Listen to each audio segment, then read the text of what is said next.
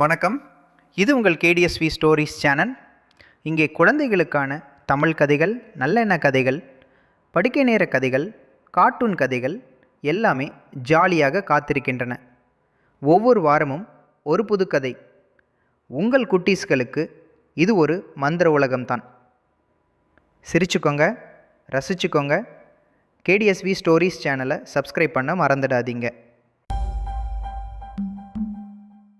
வணக்கம் குட்டீஸ்களே.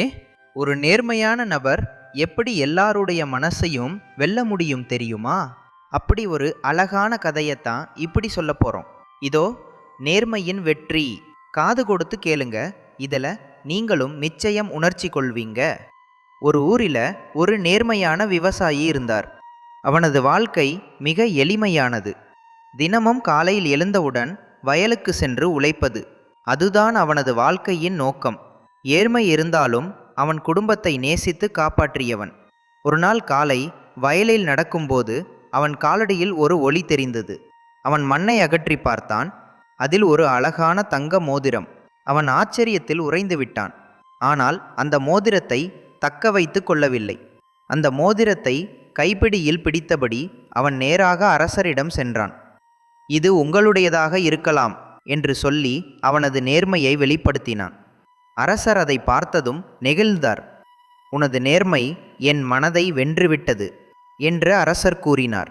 அந்த விவசாயிக்கு நிலங்கள், பொன் நாணயங்கள், மாடுகள் எல்லாம் பரிசாக வழங்கப்பட்டன.